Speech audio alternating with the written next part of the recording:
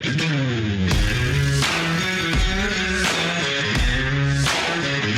well-regulated militia being necessary to the security of a free state. The right of the people to keep and bear arms shall not be infringed. Welcome to another edition of Bearing Arms, Cam & Company. My name is Cam Edwards, and I'm glad you joined the program today. We're going to talk about the nomination of one David Chipman as head of the ATF. Now, there's no Senate vote scheduled here, as far as we can tell. Democrats still trying to wrangle the final votes necessary to put David Chipman over the top, and it is unclear whether or not they'll be able to do so. But we are seeing the dumbest defense yet of David Chipman. I ran across this story earlier today from an outlet called the American Independent. Now, I've never heard of this website before, but here's their headline.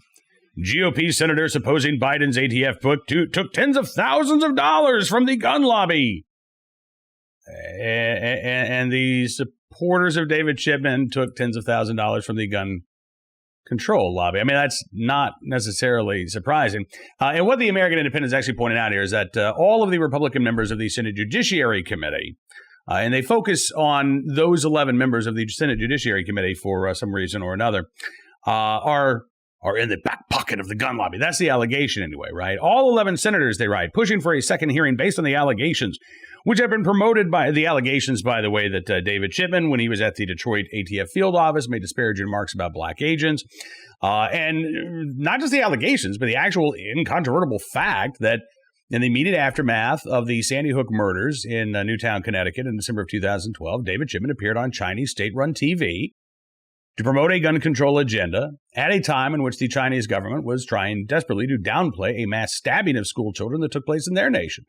David Chipman didn't bring it up, either did the anchor. Instead, David Chipman talked about how the deaths of these school children at Sandy Hook Elementary could be given some meaning, that they didn't have to be meaningless, as long as their deaths led to gun control laws.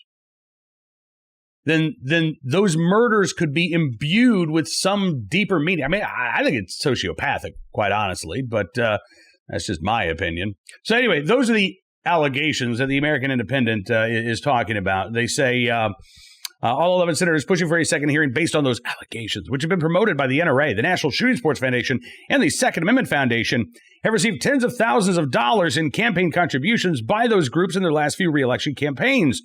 According to campaign finance data, Grassley, Lindsey Graham, John Cornyn, Mike Lee, Ted Cruz, Ben Sasse, Josh Hawley, Tom Cotton, John Kennedy, Tom Tillis, and Marsha Blackburn have received more than $130,000. Wait, each? Or is that all told? No, that's all told. $130,000 from the NRA since 2016. So that'd be the 2016, 2018, 2020 election cycles. $48,000 from the National Shooting Sports Foundation. Yeah. So again, the 11 Democrats on the Senate Judiciary Committee have also been the beneficiaries of gun control lobby money. Not that the American Independent wants to talk about that. More importantly, David Chipman himself has received tens of thousands of dollars from the gun control lobby because he's been a paid employee of both Mayors Against Illegal Guns and Giffords.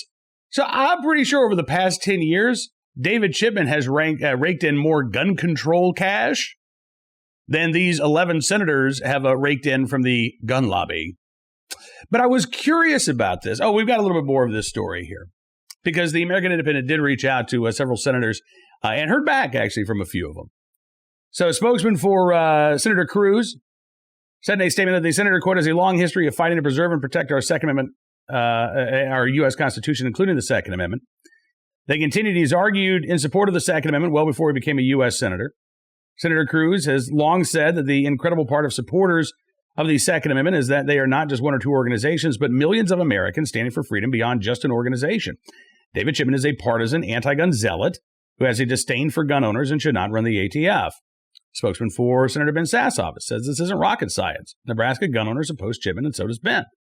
And a spokesman for Senator Charles Grassley's office said in a statement that, quote, the campaign contributions do not impact Senator Grassley's decision on any issue, adding that his, quote, opposition to the Chipman nomination is based on the persistent concerns raised by Iowans and others about this nominee's widely recognized hostility to the constitutional protections enshrined in the Second Amendment, as well as the numerous other factors bearing on his character and fitness for the office of director of the ATF. So I will say this, kudos to the American Independent for actually including those responses from the senator's office. Now, I will say that the entire piece is so biased and so slanted in favor of David Chipman that I was a little curious because, like I said, I had never heard of this outlet before. So I looked up at the very bottom of the story, by the way, it says that this report published with permission of the American Independent Foundation. So, okay, well, what is the American Independent Foundation? So I went to Guidestar, which is a sort of a charitable watchdog, and they've actually got some information there. The mission of the American Independent Foundation is to, quote, foster strong independent journalism that helps create positive societal change through increased public awareness of progressive issues. So it is advocacy journalism, and the advocacy that they're promoting is far left advocacy. Okay, whatever, that's fine. I mean, advocacy, we got advocate journalists on both sides of the issue here. Maybe it should be disclosed a little bit more. The principal officer of the American Independent Foundation is a guy named Angelo Caruso, or Angelo. I don't know why I'm saying Angelo Carusone, and that name rang a bell. I couldn't quite place it, but man, that sounded familiar. So I did a Google search, and here's what came up on Angelo Carusone's LinkedIn page. Oh, he's the president at Media Matters for America, which is not a journalistic organization. No. That's the left-wing outlet that is designed to, and makes a ton of money, by the way, going after any and all conservatives. That's it. So Media Matters for America, the guy who runs that is the same guy that's in charge of the American Independent Foundation. Which means that this really isn't reporting at all. This is, not even, I don't think even advocacy journalism. This is pro-Chipman spin on the part of the Democrats. And frankly, if this is the best that they have, it's no wonder that Chipman's nomination is in trouble. The best defense that they've got against these allegations of racism or bigoted comments, against the incontrovertible fact that David Chipman went on Chinese state-run TV in the immediate wake of the shootings at Sandy Hook Elementary and talked about giving these kids' deaths some meaning by passing gun control. Their only defense is, well, Republicans took money from the gun lobby. Okay. I'm sure that they did. $148,000 all told for 11 senators over the course of 4 years. Which, by the way, given the amount of money in politics, doesn't really sound like a lot. Remember, keep in mind, Michael Bloomberg, when he ran for president last year, spent nearly $500 million in his failed bid to capture the White House. One guy, one campaign, and then, of course, every town for gun safety and other gun control groups spent well over $100 million trying to put Joe Biden in the White House. So if we're going to be talking about the spending of the gun lobby, we also need to talk about the spending of the gun control lobby. And the gun control lobby has spent tons of money putting in place an anti-gun president who will do their bidding by installing a committed gun control activist as permanent director of the ATF. Now, I'm sure that Angelo Caruso and the folks at Media Matters and the American Independent, for that matter, will say, listen, Cam's just a gun zealot. He's just a right-wing extremist parroting these talking points. Now, you don't have to like me, but you got to deal with the argument. And if your only argument, if Chipman supporters' best argument is, well, the gun lobby doesn't like him, you're right. They don't. And millions of gun owners don't like him either. And those gun owners vote in states like Montana and West Virginia and Maine, which is why senators like John Tester and Joe Manchin and Angus King have been very much publicly on the fence about the Chipman nomination, because they want. Look, I have no doubt that these senators want to be good Democrats. They want to be good team players. I also suspect they want to not jeopardize their political futures as a result of that. And voting for a gun control activist like David Chipman, who, again, I suspect has taken in far more money as a paid gun control activist from the gun control lobby than these 11 senators have taken in from the gun lobby, there's going to be a political cost that has to be paid if these senators ultimately endorse Chipman and install him as the permanent director of the ATF. It will be an issue. I would argue one of the primary issues in each and every one of their reelection campaigns. These are states that aren't just pro-Second Amendment. I mean, Montana, West Virginia, Maine, all of them constitutional carry states. We've seen the rise of the Second Amendment sanctuary movement in all three of these states. You've got a burgeoning firearms industry in Montana. West Virginia lawmakers voted earlier this year to repeal the state sales tax on guns and ammunition and provide huge tax incentives to companies that want to move to West Virginia to open up, gun factories or ammunition factories. So there are all kinds of reasons to vote against David Chipman beyond the, several $1,000s that Republican senators may have received. And by the way, it's not just these 11 Republican senators. All 50 Republican senators are opposed to David Chipman's nomination, something else that the American Independent doesn't really want to talk about. So as for the vote itself, well, again, we've seen no movement here. The Senate voting on the infrastructure bill, the first of two infrastructure bills. Sorry, I'm trying to keep the Second Amendment solely to the Second Amendment, but the eye roll and I can't stop here. Whether or not they take up Chipman's nomination after the vote on this first infrastructure bill, I think is very much up in the air. And at this point, I've seen no indication that that will be the case. It doesn't look like last week's full court press to try to get Angus King and Joe Manchin and John Tester off the fence. It doesn't appear that that's actually worked, because none of those three senators have actually come out and said, all right, after listening to these gun control activists, common sense gun safety advocates, I've changed my mind and I'm now supporting Chipman. That hasn't happened with any of these senators. So my best guess is that the nomination of David Chipman is still in doubt, and we may very well see the Senate recess before a vote is held. Now, what happens after that, whether they try to keep Chipman in place, whether he's allowed to just quietly withdraw his nomination, that very much remains to be seen. But if you are a gun owner in Montana, West Virginia, or Maine, I would strongly encourage you, keep up the contacts with your senators. Keep urging them to do the right thing, to not put a committed gun control activist in charge of the ATF, and to tell the Biden White House, go back to the drawing board, find somebody who doesn't bring anti-gun zealotry to the table, somebody who can be a real professional when it comes to heading up the ATF, and not one that views gun owners or the firearms industry with hostility, and start over. And if they come up with somebody who actually is a professional candidate who doesn't bring a lot of anti-gun baggage to the table, then, these senators may very well vote for them. But Chipman, not the right guy for the job, as the defense, so-called defense of David Chipman shows us. All right, on to today's Armed Citizen story, our good deed of the day, our recidivist report as well. Let's start there.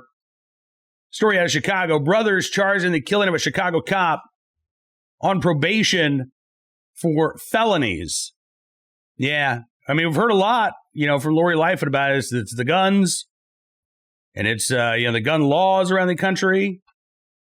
But as it turns out, if the criminal justice system in Chicago and the state of Illinois were actually functional, these two individuals might have been behind bars instead of out on the street when Officer Ella French was murdered on Saturday night. According to the New York Post, Imante Morgan, on probation for felony robbery at the time of this shooting. He pleaded guilty, and his brother Eric Morgan charged with unlawful use of a weapon by a felon, as well as obstruction of justice. The alleged shooter had also pleaded guilty to robbing a man in Chicago in August of 2019. He had arranged to meet the 36-year-old victim to buy his iPhone, but when the two men met, Morgan snatched the phone and then fled, according to the report. The victim chased Morgan down and tackled him in a nearby parking lot, where the robber then began punching him, prompting the man to defend himself. Morgan charged with felony robbery, misdemeanor battery, pleaded guilty to one count of robbery last November in exchange for a sentence of 2 years probation. May 18th, prosecutors filed a motion for violation of probation, but the reason for that filing not included in court records. Yeah. So again, we have two individuals, both young men, both who could have been behind bars at the time of this murder, but because of the light sentence given to violent criminals in Chicago, that didn't happen. And these young men, both out on the street and in a position to take the life of Officer French, thanks to the slap on the wrist that they had previously received from the criminal justice system. Now, today's armed citizen story, Nashville, Tennessee, where a good Samaritan able to hold a car burglar until police arrived. Outside of Nashville, actually, Hermitage, Tennessee.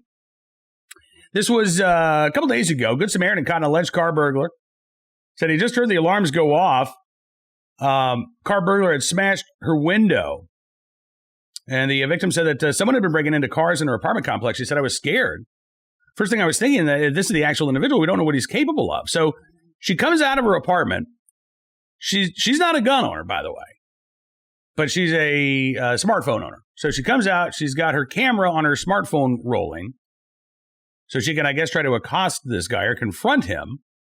Instead, she captured one of her neighbors with his gun drawn, holding that alleged car burglar at bay.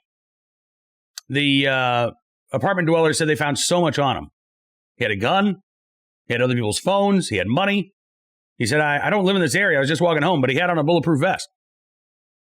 Officers arrived, and they took 22-year-old Kevon Sherrill into custody. The man who held Sherrill at gunpoint until officers arrived is a resident, also an ex-security officer. When asked about Sherrill wearing a vest, the Good Samaritan, who preferred not to be named, said, quote, I thought it was odd, like he had done it before, and he was already planning on something happening, maybe. The Good Samaritan told WKRN-TV that he was ready for anything. He said he wasn't nervous. He said that Sherrill probably was. He said, I asked him why he was out pulling on door handles. He swore he wasn't. And I said, well, you're probably the one who broke into my car last night. He said, for anyone to do that, it rubbed me the wrong way. When Metro police officers arrived a few minutes later, they searched the 22-year-old Sherrill. He had a stolen firearm in his front pocket. They also found other items on Sherrill that officers say were stolen. And so, I suppose this is an armed citizen story, but it could also be our good deed of the day, since this Good Samaritan was in the right place at the right time, willing and able to do the right thing. But you know what? We've got another good deed of the day for you today as well. This from Kentucky, where a Good Samaritan helped rescuers get a 16-year-old girl or a 15-year-old girl out from a ravine where she had fallen at Natural Bridge State Resort Park. This was Sunday afternoon.